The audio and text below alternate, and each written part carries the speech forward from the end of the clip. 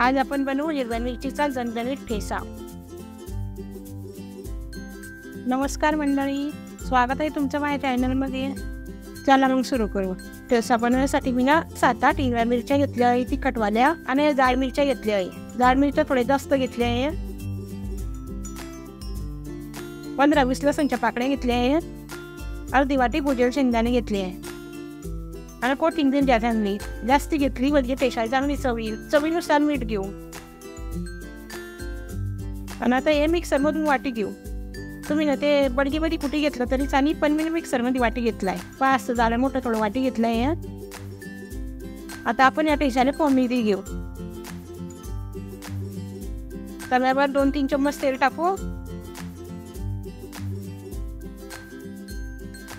तेल गरम झाले जिरं टाकू अर्धा चमचा। जिरं चांगलं तडतडलं आहे। आता अर्धा चमचा हळद टाकू।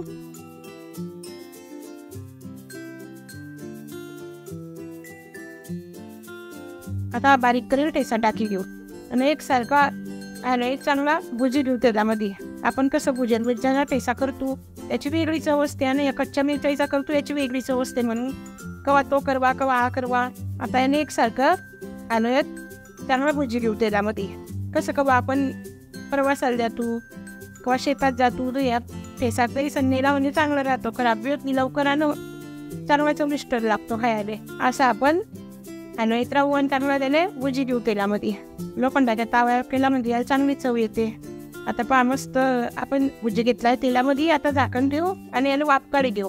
गॅस कमीच ठेवा नाही तर चिपकी नाही खालू आहे।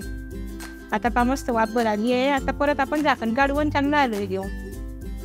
कवा कशी भाजी नसते घरात काही, आपण असं पटकन मिरचीचा ठेचा केला म्हणजे कसं पोटभरीचं जेवण होतं। असा मस्त ठेचा करा खा, सांगा मन कसा झाला। तयार आहे आपला हिरव्या मिरचीचा झणझणीत ठेचा।